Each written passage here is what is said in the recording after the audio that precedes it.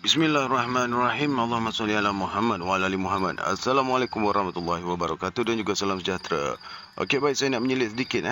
Bagi peminat kisah Tamar Jalis, akan berada, saya akan splitkan ke channel sebelah satu lagi supaya peminat Tok Awangah tidak ternanti-nanti dengan episod yang seterusnya. Jadi saya perlukan buat backup channel dan juga dalam masa yang sama saya boleh buat pembahagian kisah-kisah di antara novel-novel yang rare ni. Sebab Tok Awangah pun banyak episod ni. Tamar Jalis pun berlonggok-longgok lagi punya episod. Jadi kita tak nak ada macam kekeliruan antara peminat-peminat kisah, dua kisah ni, okey? Baik, kita akan teruskan dengan episod yang seterusnya, iaitu episod yang ke-44 Tok Awangah, Godaan Hantu Rimba. Dekat sempadan negeri Kelantan, tidak jauh juga dari Pekan Munduk, di mana kaki judi sabung ayam membawa ayam jagonya ke gelanggang sabungan, ada terdapat sebuah kampung yang bernama Kampung Lalang. Penghuni Kampung Lalang ini asalnya adalah orang Melayu sebelah Kelantan. Tetapi mereka menyeberang sempadan dan meneroka di sana hingga mereka menjadi rakyat Thailand. Kebanyakan orang-orang tua di kampung ini tidak pandai bercakap Thai. Di kampung inilah terdapat seorang anak muda yang bernama Ismail yang ketika itu berusia 22 tahun. Setelah 6 bulan Ismail berkahwin dengan sepupunya yang bernama Salamah, ayahnya pun meninggal dunia. Jadi, tanah yang diteroka oleh ayahnya terpaksalah diteruskan oleh Ismail bersendirian. Kalau dulu dia hanyalah pembantu ayahnya meneroka tanah bukit untuk dijadikan kebun getah, kini dialah sendirian yang meneroka. Kadangkala berminggu-minggu Ismail hidup dalam hutan di sebuah bangsal yang diperbuat dari kayu-kayu bulat dan beberapa kulit kayu. Bila malam, unggun api sentiasa dinyalakan menghambat nyamuk pembawa kuman malaria. Tapi, minggu pertama sendirian di hutan belukar yang mula ditebang tebas itu, Ismail merasa sesuatu yang menyeramkan. Bau bunga melur semerbak, menyucuk-nyucuk hidungnya. Sedangkan dia tahu tidak ada sepohon pun pohon bunga melur di sekitar itu. Bau itu boleh dikatakan berterusan. Walaupun Ismail rasa gentar juga, namun dia tidak boleh bersifat pengecut. Dia teringat kata-kata arwahnya, hidup ini meniti maut. Sesiapa yang tak sanggup berdepan dengan maut akan mati sebelum ajal dicapai kelewangnya. Lalu dia turun mengintai kalau ada apa-apa. Lagipun dia selalu mengendap kalau-kalau ada binatang buas di sekitar bangsalnya itu. Ismail tidak pasti apa-apa, malah tidak ada sesuatu pun yang menjelma.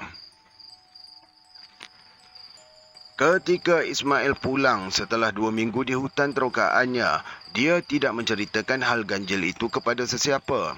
Seperti biasa, apabila genap seminggu di rumah, Ismail datang lagi ke tempat tanah penerokaannya. Kali ini bulan cerah dan Ismail sangat senang kalau bulan cerah begitu.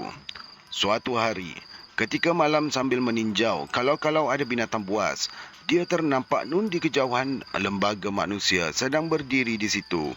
Ismail tak syak lagi bahawa lembaga itu adalah hantu. Namun Ismail yang cuba memberanikan diri melangkah mendekati lembaga itu.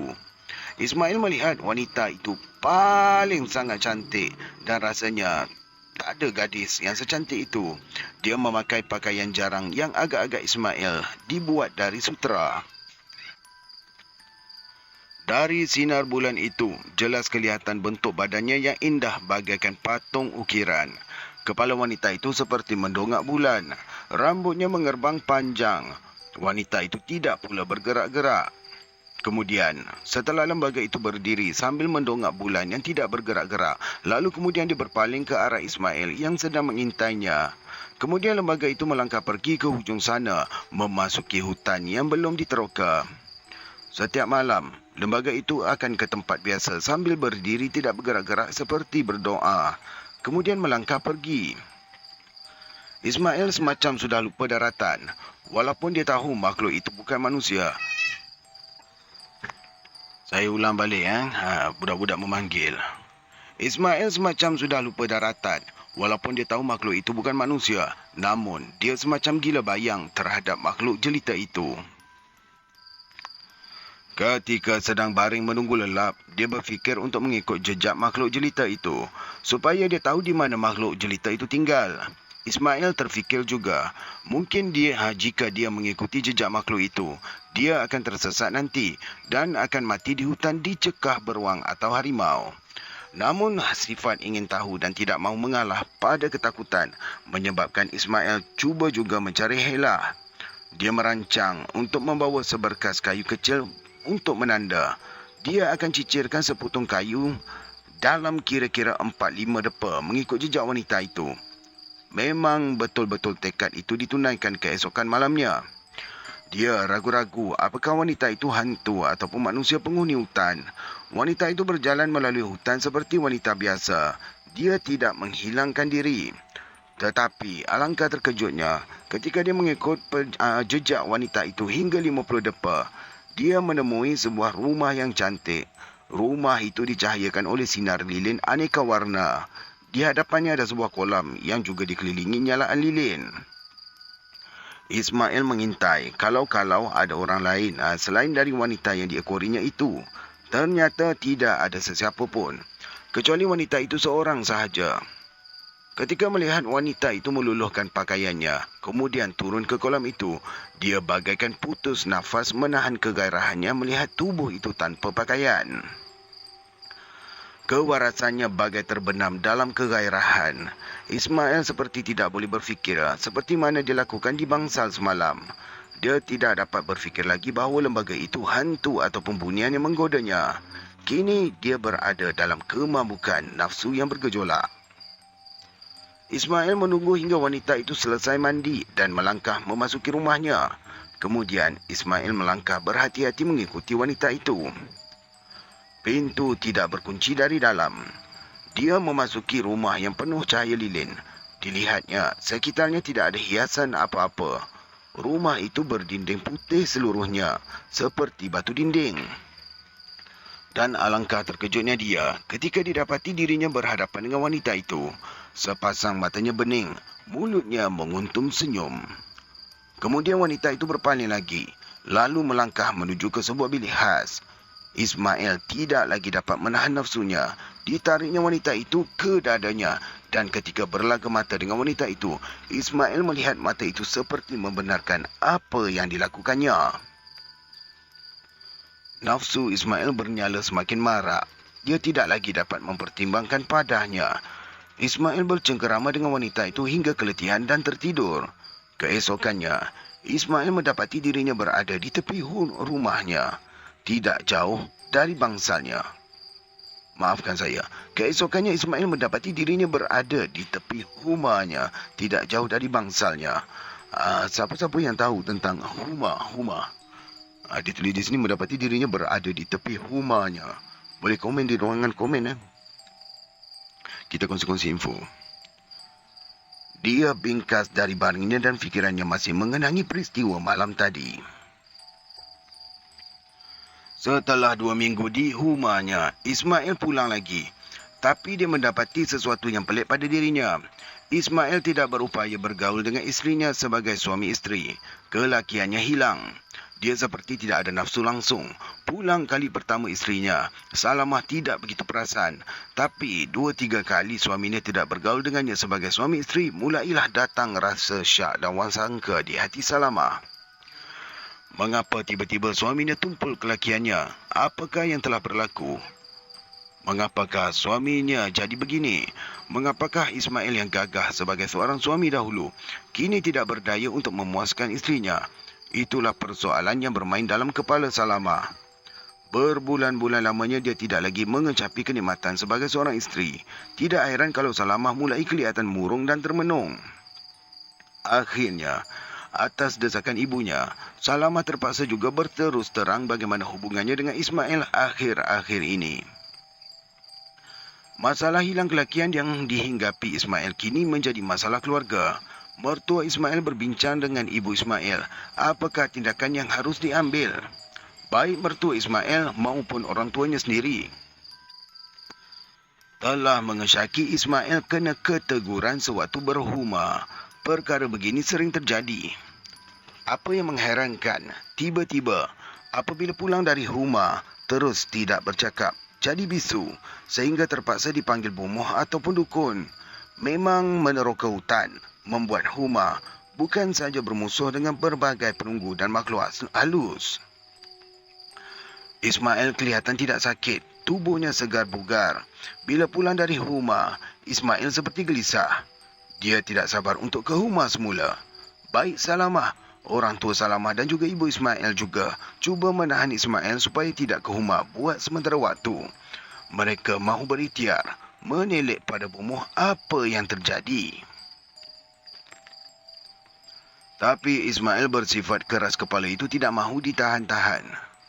Banyak kerja dekat Huma ni, katanya. Pokok-pokok hutan yang ditebang-tebas belum dibersih. Kalau sudah dibersih, hendak dibakar lagi. Dan Ismail pulang juga ke Huma, pulang juga ke bukit. Tidak tertanggung meninggalkan gadis rimba itu. Walaupun selama perhubungan sulitnya misteri, tidak sepatah pun wanita itu berkata-kata. Ismail seperti berkasih dengan perempuan bisu yang tidak tahu menuturkan kata. Tidak ada yang difikirkan oleh Ismail kini, kecuali bercengkerama dengan wanita aneh itu. Tarikan isterinya tidak ada sedikit hama pun pada pandangan Ismail sekarang, jika dibandingkan dengan wanita di rimba itu. Berkali-kali sudah Ismail pulang dari Huma. Salamah hampa juga sebagai seorang isteri untuk mendapatkan haknya untuk meneguk kenikmatan sebagai seorang isteri. Malah sepulangnya Ismail dari bukit itu, mereka suami isteri bertengkar, hinggalah terlucut kata-kata. Aku tak suka kau lagi.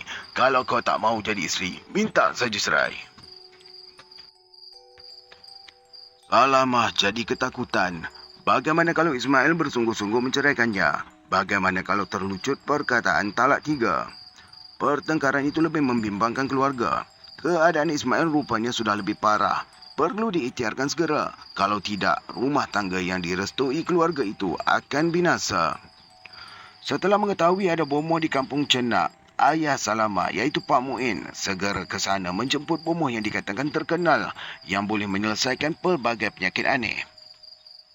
Seminggu kemudian barulah bomoh itu datang. Setelah diasapkan kemenyan dan dibacakan mentera jampi sambil memejamkan matanya, tubuh bomoh itu gemetar seperti tiba-tiba diserang demam malaria. Dan setelah tubuhnya menggigil kira-kira 10 minit, bomoh itu ketawa. Ya, sekarang kau dah datang. Cakap asal-usulmu. Aku penunggu Bukit Bebal. Kedengaran suara perempuan dari bomoh itu sendiri. Kenapa yang kau merampas suami orang? Kau pecahkan rumah tangga orang. Kau sakitkan hati perempuan lain. Kenapa? Tanya bomoh itu lagi. Kedengaran lagi suara perempuan yang terbit dari bibir bomoh itu. Ismail yang datang tempat aku dan menjadikan aku isterinya.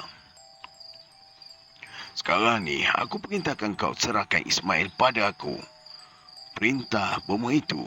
Badannya menggigil lebih hebat lagi, sehinggakan rumah itu seperti bergegar sama. Tidak. Dia telah menjadi kepunyaanku. Tak siapa pun boleh mengambilnya.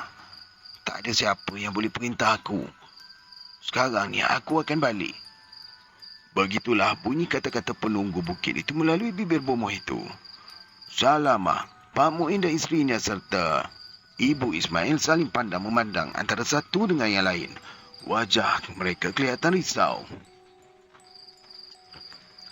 Sekejap kemudian bomoh itu pun sedar. Bomoh itu menyapu mukanya dengan kedua belah tangan. Kemudian dia mengeluh dan menggelengkan kepala. Pada pandangan saya lah, memang susah nak memulihkan Ismail ni. Kalau sekiranya dihalau penunggu tu, Ismail akan terus dengan penyakit sekarang. Saya tak berjaya menyuruhnya menyerah balik Ismail. Bomoh itu hanya mengambil wang untuk taman pergi dan balik sahaja. Sebab katanya, dia tidak boleh mengambil pengerat sebab usahanya tidak berjaya. Pak Muin tidak mahu putus harapan. Dicarinya pula bomoh lain. Bersama bomoh itu, Pak Muin pergi ke Huma Ismail. Kemudian adakan upacara menghalau hantu dan memberikan perlindungan kepada Ismail supaya tidak didekati oleh gadis penunggu bukit itu lagi. Rupanya usaha itu menyebabkan berlakunya tragedi. Ismail lebih murung selepas upacara menghalau wanita misteri penunggu bukit itu. Dan suatu hari dia mendengar ada suara memanggilnya. Tidak ada sesiapa pun di rumah waktu itu. Ismail mencari arah suara itu. kemudian melangkah turun dari rumah. Orang nampak Ismail berjalan seperti biasa sahaja. Namun Ismail sebenarnya mengikut panggilan suara itu. Dia menuju ke hutan. Kemudian meredah hutan dan terus Ismail hilang. Ketika orang-orang kampung mencarinya, bertemulah dengan cebisan pakaian Ismail. Terdapat kesan darah. Ismail sudah dicekik harimau. Kata bomoh dari ternak yang mula-mula cuba mengubah Ismail. Sepatutnya Ismail ini dibiarkan begitu. Hingga penunggu tu mulai bosan dengan Ismail dan melepaskan dia. Kalau sekiranya dipisahkan secara paksa, akibatnya memanglah menyedihkan. Pakcik tak tahu hal ni, tapi apa boleh buat? Sudah ditakdirkan begitu. Begitulah kata Pak Muin, mentua Ismail.